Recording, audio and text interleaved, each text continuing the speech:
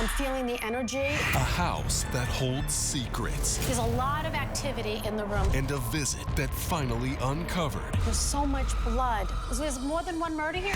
What really happened inside. He was watching this, crying about the desecration of his body. They held him under. He was killed. This is his grave. Coming up next.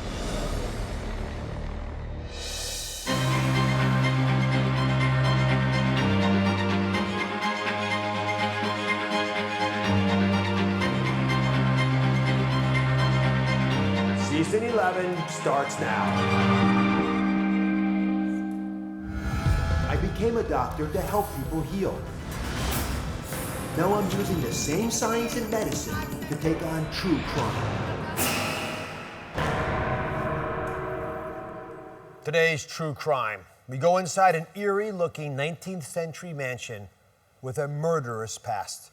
So much paranormal activity is said to have been witnessed on this property that no one has lived there since the former caretaker and his family fled in 2017.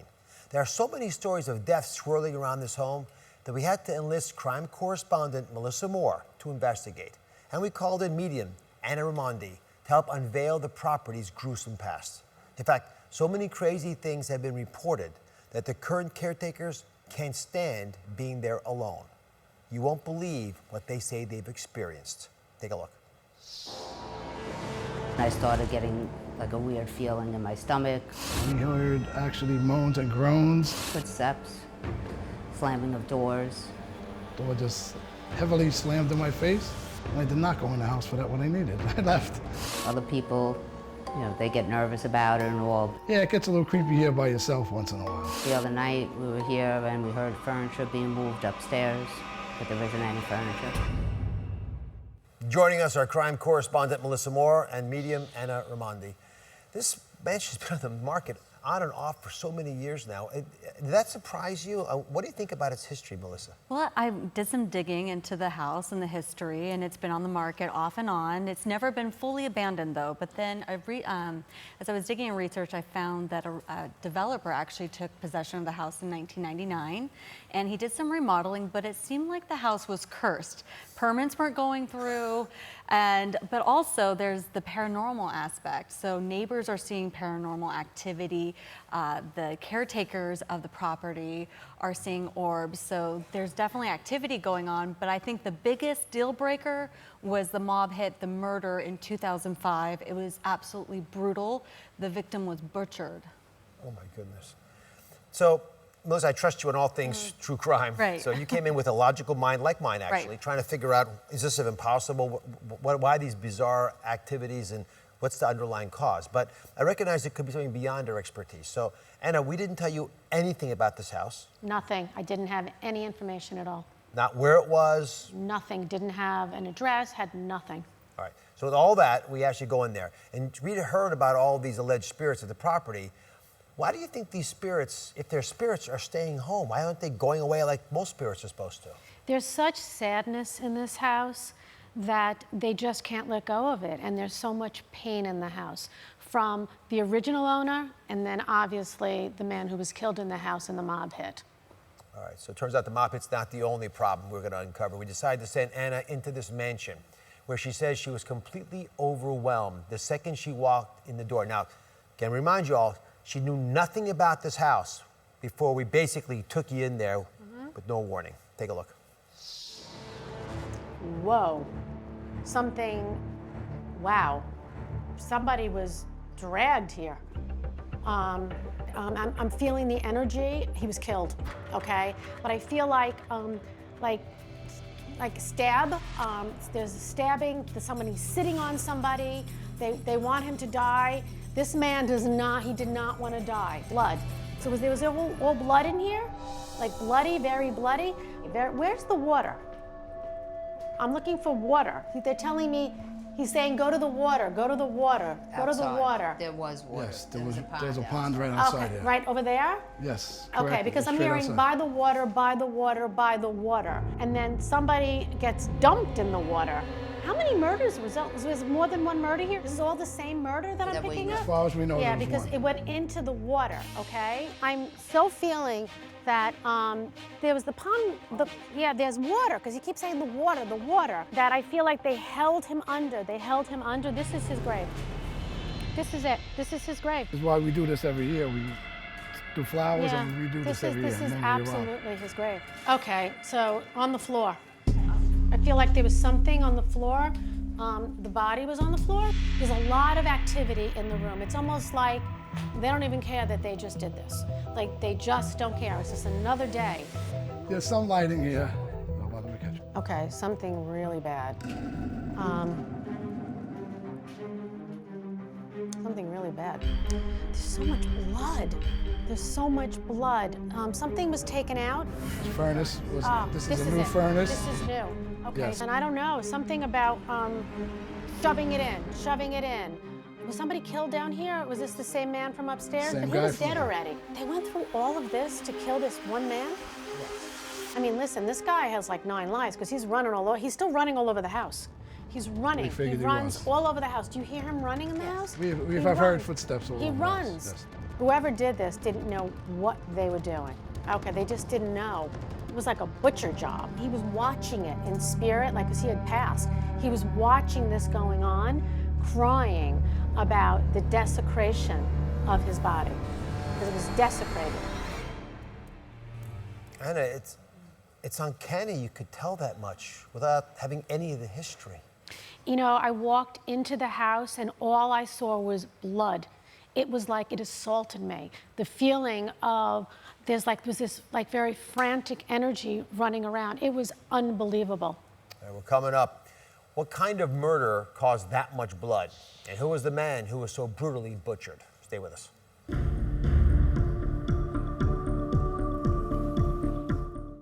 Are your loved ones sending you signs from beyond the grave? They will do anything and everything to get our attention. Could you be missing them? On the ground, there is a maple leaf. Could that be a message? We can ask for specific things. Plus, all rise for health court. I am at my wit's end. She's losing sleep over her husband snoring. It's like I sleep with a beatbox. All new odds. That's coming up tomorrow.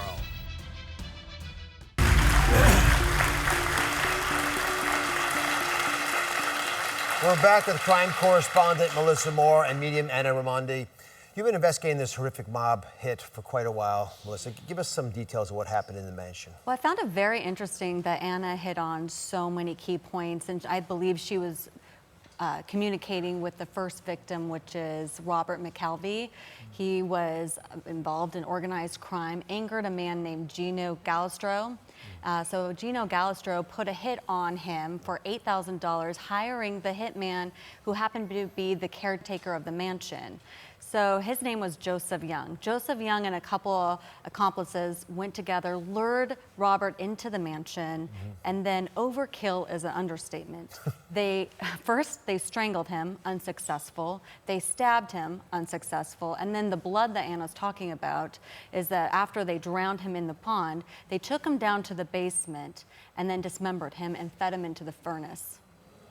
Yeah. my So when she goodness. says there was a lot of blood, they took a hacksaw. I mean, there would be blood everywhere.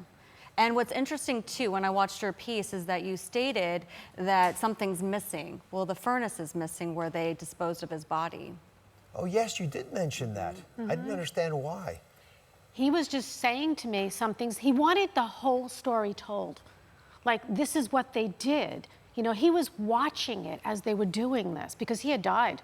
You know, they were hacking up his body. You know, they desecrated him. And you did use the word butchered.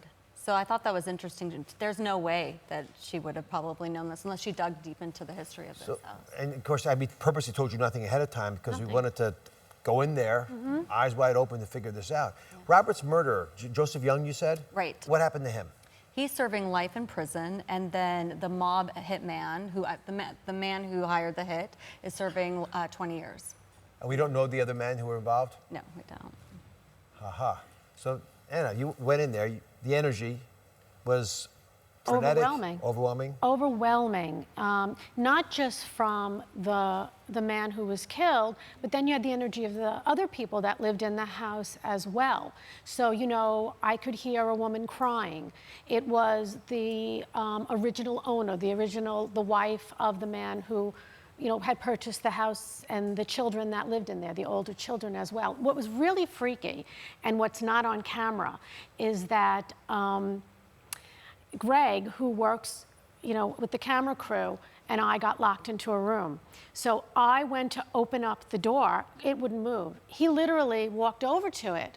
Well, Greg, he's right here. Yeah, I know you're one of the uber skeptics, like so many of us are. I'm a very big skeptic. Even, you know, watching the segments on the show, I was never, you know, 100% sure about it. So the whole day we were shooting, I was always looking for a spirit in the house. I couldn't find anything. It wasn't until we were packing up, I let my guard down a little bit, and then something happens. So Anna's trying for the door, she's pulling on it. It's bowing out at the bottom, so it almost felt like it was bolted at the top, and the door is bowing out at the bottom.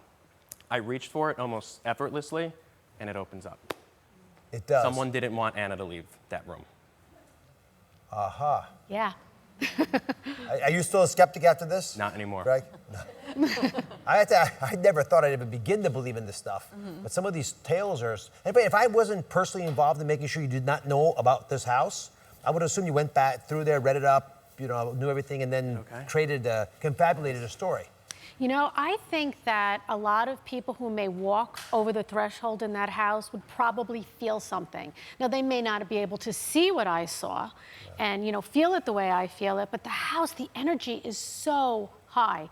Like, I could see them, I could feel them. They're very present. And they don't want you to leave because they want to keep talking to you? I think they just wanted to keep talking to me because I could actually communicate with them. You know, they're not at rest. All right, joining us next are Rick and Elizabeth. They're the caretakers of the Kreischer mansion.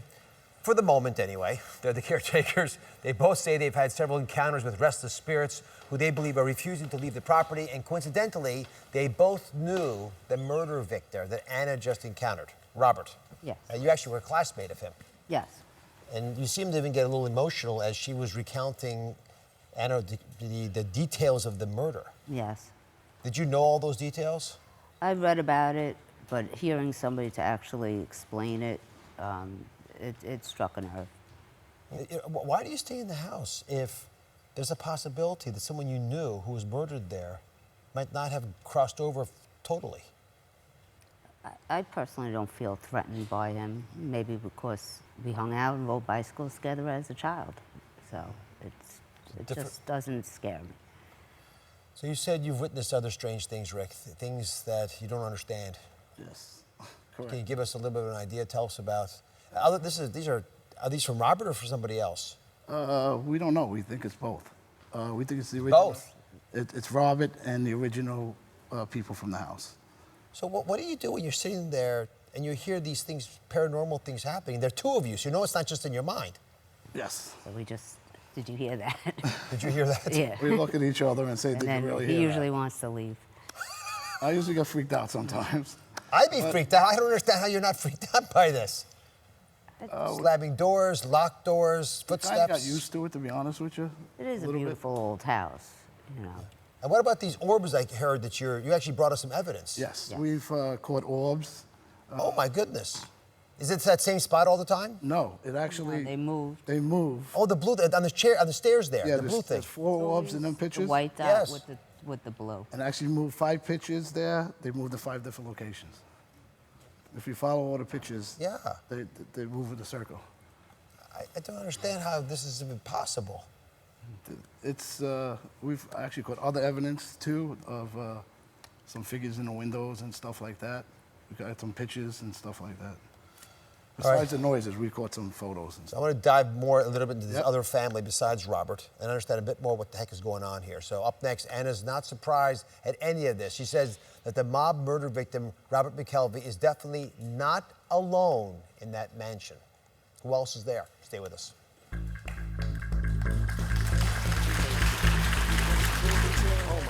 Tainted alcohol. laced with methanol. How a vacation turned deadly. They told me I had till 3 p.m. to come up with the money to get her cremated, or I would never receive my mother's remains. All New Oz. That's coming up on Tuesday. We're back with medium Anna Raimondi and crime correspondent Melissa Moore, along with mansion caretakers Rick and Elizabeth. We've already seen Anna's powerful reaction when she first entered the mansion, where she says she came into contact with the 2005 mob hit victim, Robert McKelvey's spirit. But Anna says that Robert is far from alone in that mansion. She says the original family has never moved out. Take a look at the rest of her visit. This house is crying. There's crying in the house. There's a younger man here, and he's very depressed because his brother there's a lot of sibling rivalry going on. I don't know if he gets hit in the head or he shoots himself. Something happens. But I feel it didn't happen in this house, though. I don't feel like he didn't die here. I feel like he died someplace that if I stood on top, I could see it. And he's crying. You got 3 men crying in here. Feels like there was a woman who stayed in this room, and she keeps pointing over there. What was back there? Balthazar's house. The father's house was on the hill. Because she keeps saying, this is not my house, that's my house. And she's saying arson. So did the house burn? Yes. The older man, he's crying. He's crying because this was what he lived for, not his kids. He lived for an empire. You had the 3 houses and the factory right down on the water. So one of the brothers died at that Yes, factory? yes. Did he commit suicide or did his brother kill him? It was suicide. Yeah, because Supposedly suicide, but there is a rumor of his brother. his brother had something to do with it, but I don't think his brother killed him. Okay, do people talk about the woman who they see up here? Yes. Okay, because from the car, I could see a woman, Standing. and she stands sometimes by herself, and sometimes a man stands with her. I think the man is the old man, but he stands with her because he's crying over. So there was the factory. The factory was right where the trees are there. He's crying that his empire no longer Fell exists. apart. So he was like the He lord of owned the this. manor. He owned this whole town. Which is how he felt. He felt like lord of the manor, okay? Like he was king. It was finished, and then he was gone. My goodness. So, Melissa, what did you discover about this family's past? Well, this house has a lot of history. This was actually a twin house. The father that Anna spoke about made this empire in fireproof bricks, as you also talked about. So he was living for his dynasty. He was living for his empire, and he died a year after he built these 3 mansions, his own, the twin mansions, and one of them burned down, which you said arson. That was interesting. That was Edward's house, and he died from suicide in the factory. The house that Anna and the caretakers are living in now is actually Charles's home, and he died of natural causes, but I can see why they're still trapped in this house. There's also rumors that there was a chef that was killed in that house. Oh my goodness. Anna, did you experience this family as described? Yeah, the energy of the house, it was so occupied. You know, you could feel, you know, the man, you know, the lord of the manor, so to speak, and his pain that this was not sustainable. But the 2 brothers, there was animosity. You know, there was anger over the 2 of them. Rick, Elizabeth, what do you think about all this? Well, there is a lot of stories from there. The whole Kreischer family had a lot of turmoil between them because of the business. And as soon as the father died, the brothers sort of both took over, and there was a lot of animosity, I guess. I must say, I think you've changed some minds today. All right, if you or someone you know lives in a murder house, document your experiences like this wonderful couple has done. Send us the details, the pictures, the video. Go to droz.com/crime hunters, and we'll see if Anna can help you too. We'll be right back.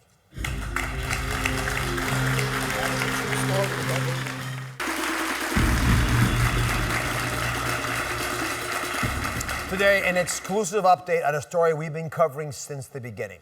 Since our investigation into one of the most dangerous modern-day cults hidden in the suburbs of Albany, New York, its leader, Keith Raniere, was arrested and locked behind bars for brainwashing, starving, and even branding his initials into the flesh of women. But today, brand new details about this case are emerging, with questions surrounding the safety of former members. Does Keith's conviction really mean the end of Nexium? Or could this small-town cult that shook the country to its core still be a threat? One woman says yes. Keith's ex-girlfriend and Nexium whistleblower Tony Natalie joins me now. Thank you for being here. Thank you, Dr. Oz. Thank you for having me. I should tell everybody, the last time you were here, Keith had not been convicted, right? Correct. You were in fear, obviously, because everyone else was in fear. How do you feel now knowing that he's not there anymore? He's not able to threaten you. How's your life changed? I have a sense of validation that I did not have before, having to have him arrested and found guilty. The PTSD that you experience as a doctor and you understand through something like this, it doesn't go away. It's better, and things are moving in the right direction, but it's not over. Let's unwrap this a little bit. First off, is he remorseful at all? You said earlier that to my producers that when he was in the courtroom, he would actually signal to you using, Yes. his fingers. Yes. Describe what happened at the trial and the hearings that reflect how he's thinking about you as a person. There was only a few of the hearings that I missed. I was at the trial every second, every minute. And what he would do is he would use his middle finger, and in fact, and I won't do it for the audience, and use it to push his glasses up. And then he would push up his glasses to kind of signal that to me. And look at you while doing it. Oh, glare at me while he was doing it. So I would brush my bangs back with my hand to let him know that this childness, that act that he was doing was, I get it, but look where you are. Yeah, but look where he is, but doesn't mean that you're safe. I should say Tony bravely has been working with our show since the story of Nexium broke, but the one thing she wouldn't ever talk about, out of fear of retribution, was the system Keith used to manipulate the women in Nexium to become his sex slaves. It was called DOS, right? Correct. DOS. Yes. Can you explain, are you comfortable talking about this now? Sure, sure. So what was the process of DOS? So the distilling down of individuals started with finding people that had a crack or didn't have a strong family to be supportive of them and look for their insecurities. And those were the women that he would select to bring into this organization. So he was grooming from the larger group the few that would ultimately become his disciples, but his slaves, really. Very much so. He's a predator on every level. I understand that suicide was something that Keith felt was honorable. Yes. Do you believe any of the women who had been groomed, filtered to become his sex slaves, or even others in the organization, might have killed themselves for him? I believe that through his teachings, in one of the modules called the Suicide Honorable, they teach, if you're no value to your family, isn't it more honorable for you to not be in this world than to cause harm to your family? Now, there's been 2 deaths that we're aware of. One girl who has not been found, her body's not been found, and they had no idea that he was the head. This is the part that's so confusing. And by the way, Tony Natalie's book is called The Program. That's Keith Raniere's picture on the cover. Yes. You chronicled the 8 years that you dated this man. You had a relationship with him. Yes. When did he crack? When did he go from someone who had a seemingly good idea of getting people to understand how they could change their lives to, and maybe he wasn't a good person, I don't know that, but he certainly went from bad to evil at some point while you were with him.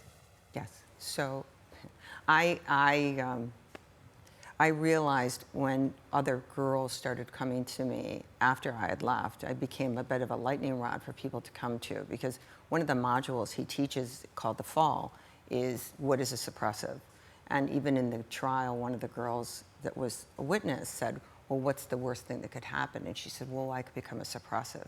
And they said, what's a suppressive? And she said, Tony Natalie, that's a suppressive. This is a young girl that I never laid eyes on. But what is a suppressive? What made you a suppressive? Why is Tony Natalie the bane of his existence? Because I left. Because I didn't follow him. Anyone that goes outside of the realm of his teachings or his beliefs that he doesn't have control over. With Keith, it's all about control. And when he can't control someone, he has to destroy them. Let's talk about destruction and the power he has to do that. You alluded to this earlier. I want to ask you very directly. You believe even though Keith is behind bars, Nexium is far from over. Yes, very much so. How could Nexium hurt you? How could it hurt others? Well, it's my understanding he was recently caught with a cell phone in prison. So. In prison? In prison, yes. So the question is, A, how did he get the cell phone? And B, who's he calling and why? What does that mean for you and other suppressives who have escaped? It means we still have to be careful. We still have to be diligent. We still have to be aware. And hopefully more people, now that he's in prison, will step forward with information. Last time you were here, I could feel the fear. Yes. How does it feel for you now, knowing that you were successful, that the power of one person to stand up and say, I was close to this man, I know him better than anybody, I'm telling you it's not good. Now that the world really understands who Keith Raniere is, how does it make you feel? It feels like justice is finally served. The fact that 12 individuals, I mean, Dr. Oz, you were the first to give us a platform on a national stage to hear this. And to have 12 people that were able to understand this very convoluted story, bring it down to, I think in 5 hours, they found him guilty. When you came on the show, I was impressed by how brave you were with your physical life, but I also understood that you were going to get sued or being threatened with that. We received letters of a threatening nature as well. I think the legal system doesn't always protect the victim. No. That's why I'm so passionate about people stepping up and saying, hey, I'm here, there are probably others around me, come join us, because together we can actually overcome whatever corruption might be out there. Yes. It's been reported that Keith Raniere maintains his innocence and his lawyers plan to appeal his conviction. I want to thank Tony for sharing the story.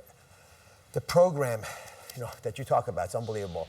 It's called Inside the Mind of Keith Raniere and the Rise and Fall of Nexium. Look for it, that program. You'll want to understand more about it. Be right back. I'm so honored you came on last time. Coming up, a truly inspirational example of the power of one. Meet the grieving parents whose heartbreaking plea sparked a movement. The message will change your day. Don't miss it. It's a tragic story that has gone viral. All over social media, people are reacting to a heartbreaking plea from working parents after the sudden death of their 8-year-old son. Their story is an incredible example of the power of one, proof that you have the power to inspire others to change the world in a meaningful way. On September 3rd, millions of people logged on to LinkedIn, ready to network, but found themselves gripped by two parents' heartbreaking posts. There were photos of a happy family, twin boys smiling, laughing, but JR and Jessica wrote that they were grieving the sudden loss of one of those boys, their 8-year-old son, Wiley.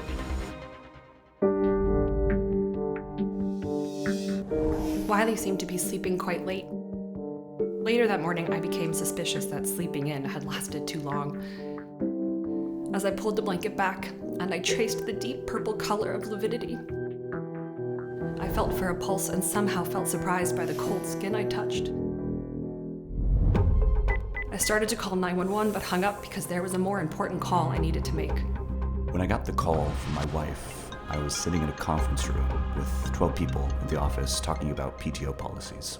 When I answered with, hey, what's up? Her reply was icy and immediate. JR, Wiley is dead. The couple went on to detail the chaotic scene at home that included a rush of first responders preventing them from seeing their Wiley. 2.5 hours passed incredibly slowly while we begged for the ability to hold our son's hand, body, touch his hair. We were finally granted this opportunity, but our time was limited. It was not the way a parent should have to see their child, but it was all we had. I laid down next to him in the bed that he loved, held his hand and kept repeating, "What happened, buddy? What happened?" Wiley's parents believed their son's death may be related to a previously diagnosed mild form of epilepsy. JR and Jessica's post resonated not just for their tragedy, but for their personal plea. Many have asked what they can do. Hug your kids. Don't work too late. If there's any lesson to take away from this, it's to remind others and myself not to miss out on the things that matter. If you are a parent and have any capacity to spend more time with your kids, do. When it ends, there's just photos and leftover things, and time is no longer available to you. You will not regret the emails you forgot to send.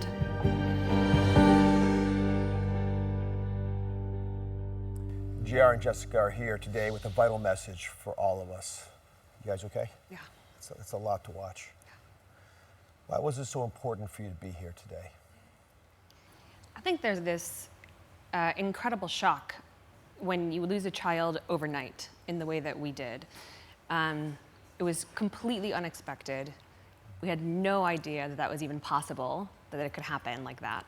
And so to give explanation to our friends and family, how do you go from having this incredibly happy, healthy 8-year-old to nothing? I had so many people call me and say, "Are you kidding? Is this a joke?"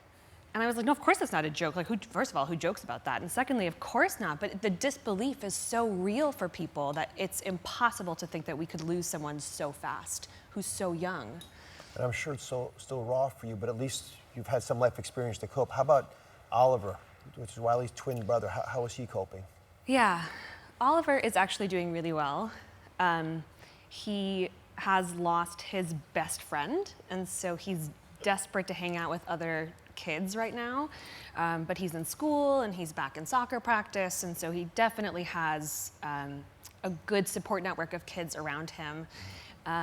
He's just now starting to figure out how to talk about it, and he is the sweetest kid because he says, "Oh yeah, that's Wiley's," or "Yes, oh, Wiley and I used to do this." And so he brings up these fantastic memories for us as a family on his own, which is so lovely to see that he's able to integrate this history there. Is he able to articulate that he misses his brother? Yes, and that's about as far as I think he can go right now. He will say he's missing him, and we see him missing him.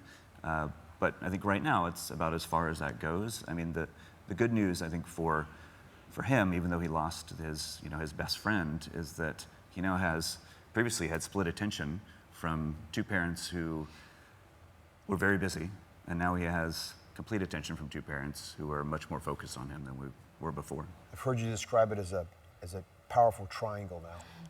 Yeah, I mean, that was a big change for us. We'd always been a family of 4. It was twins, and it was like 2 groups. So we had the twins, and we had us.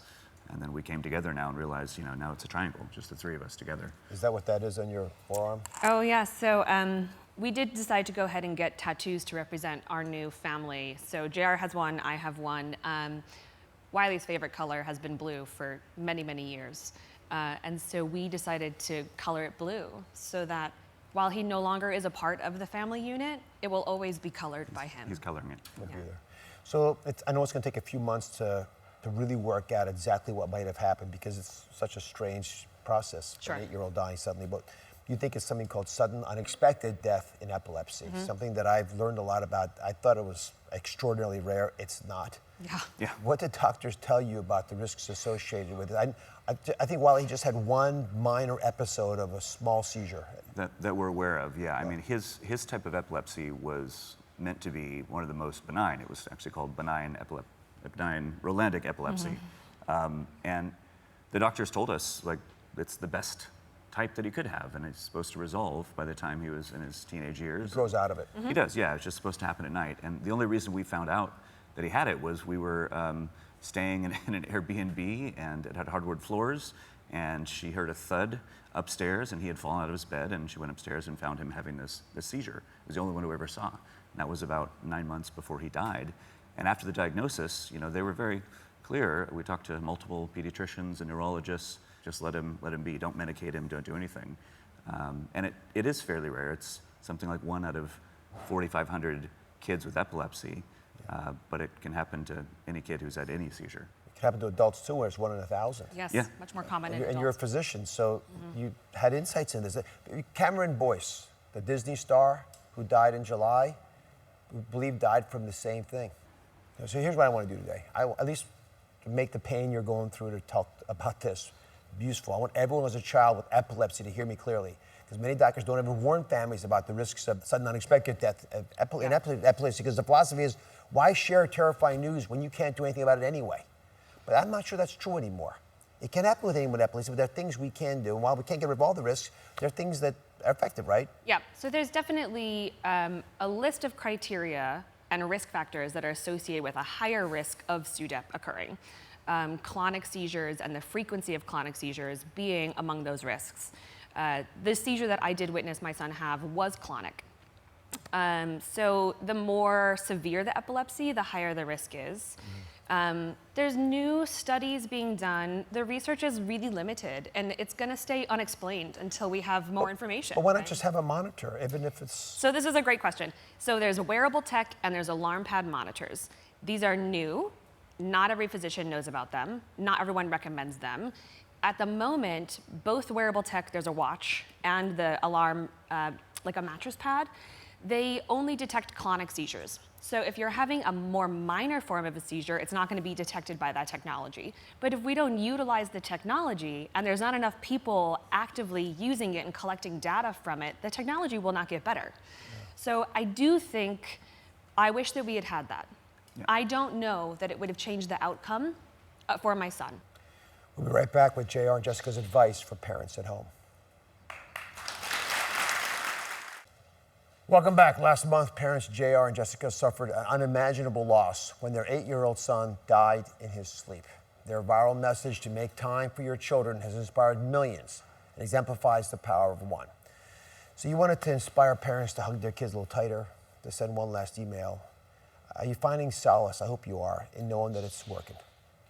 Yeah, I think, the big thing we're seeing is people reaching out, as we've done with our own son, Oliver, and just having a perception shift, right? Which is, I'm not saying don't work or, stop working, because most of us can't do that, but just recognize that when you're feeling frustrated with that child, that it's important time that you have, and make those little adjustments, make those little changes, and maybe just the extra 5 or 10 minutes are just the way you respond. One of the biggest regrets I have is the night before Wiley died, I yelled at him and made him cry. And I really didn't need to do that. He was doing something that was frustrating and annoying, but it was one of the last interactions we had, and I could have been softer with him. And so we're trying to be softer now with Oliver in ways that maybe we weren't before, and we're hoping others will do that as well. So you wanted to inspire parents. Yeah. Without question, you found some effectiveness there. Do you take solace in the fact that you've been able to influence families? And I've got tons of quotes over here. I mean, people written to you. Do you feel like you've accomplished your goal by writing about your son? It's a tough answer because it doesn't bring Wiley back. Not to sugarcoat it, that's the deep down feeling. We've heard stories of people who've said, hey, I'm not going to take this promotion, or I'm moving back to my family, or I canceled meetings this week and I put one-on-ones on the calendar with my daughters. And that stuff, it feels really heartfelt, and that's the stuff we're trying to do now with Ollie. So that's been good. So I want to read one comment on social media. Charlie came down to our room 4 times last night, 4 separate times. I got progressively frustrated with him for waking everybody up. And then ... A genuine heartfelt thank you to JR and Jessica for giving me the power to recognize the privilege of having my sons here in my arms, to be here to wake with me. And that was the goal, right? You don't know what you have till you lose it. When you see a post like that, Jessica, what's that like? Parenting is kind of relentless, right?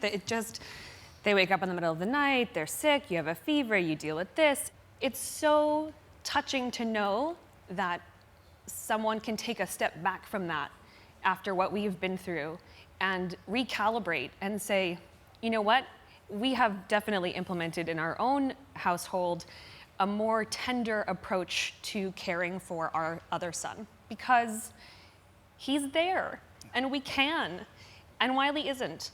The most powerful line for me was when you said, you're not going to regret not sending that extra email. Right? If that is distracting you from spending time with your kids, that you're like, just one more, I just have this one more email, right? I regret that, right? And I know that if I had waited another half hour until after they were asleep, or if I had waited until they went to school, it would have been fine, right? There's no urgency to that. It would have been fine. Well, for all the parents who have changed their views on the time they spend with their kids, thank you for spending the time with us and for putting yourselves out there. Yeah, thank you. Important message. Right back. Good.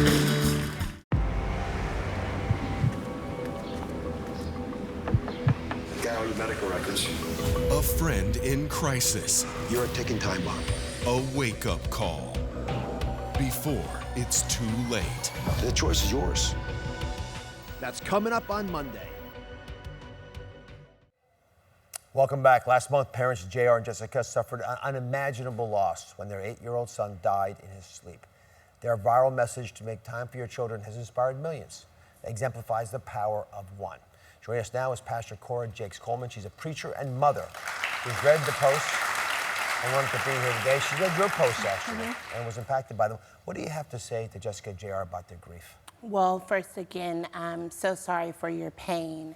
I think the 3 things that we get through grief is to hold on to our peace. So they rest in peace, and we cannot allow them to rest in peace if we don't find peace for ourselves. Another thing is what you all are doing. You're turning your pain into a powerful movement and moment for other people. And then just giving yourself a moment. Be angry, be upset. Don't let anyone rush you. Don't let anyone tell you it's not okay. Grieving doesn't end. You just get stronger. So my son's name is Oliver as well. So when I read the story, it was particularly poignant just because of the name similarity. But I thought if it's okay, I'll ask Pastor Cora to share 3 good ideas of how parents can act on what you're urging us to do. Spend time with their kids. Quality time. So come on up here, Pastor Cora. We're going to walk through here. Number 1 item is short bursts of undivided attention. This is like interval training. Yes. I love it because you can do this anywhere. You can do this at night. I call it mommy and me time. My daughter and I will sit for maybe 10 minutes and read about her body and her life, and we talk about all of the drama going on at school. And so if you can find a pocket in time to just sit down and fully devote yourself to your children, I think it's very, very good. Number 2, drive connection in the car. I have always loved the idea of using the car because everyone's sort of focused on something outside of the relationship. Absolutely. I'm the school bus, so I've got this down. Me and my kids, we do affirmation songs in the morning. We do our prayers in the morning. We talk about what our goal is for the day in the morning. And so it's like that 7-minute drive of just boost and encouragement for them to go after what they need to go after. And 3rd, make use of phantom time. Explain what phantom time is. Well, I call these angel moments and memories. So my mom used to leave notes in our lunch boxes and things like that, or my dad would leave videos for us if he was going out of town. So it's just really like, I'm a night owl, so if you're up at like 1 or 2 in the morning, write a nice letter down for your kids, leave it in their lunchbox or on their nightstand. A video they can watch in the morning is really, really helpful. Nicely done. You can read lots more about Cora's advice in her book, Ferocious Warrior. I want to thank you for being here. Thank you. And I wish you the best. Thank you. And God bless Oliver. Hope he has a wonderful time with you, with the triangle. Yeah. Remember, the power of change lies in the power of you. Just one person with one voice speaking the truth. Goodbye, everybody.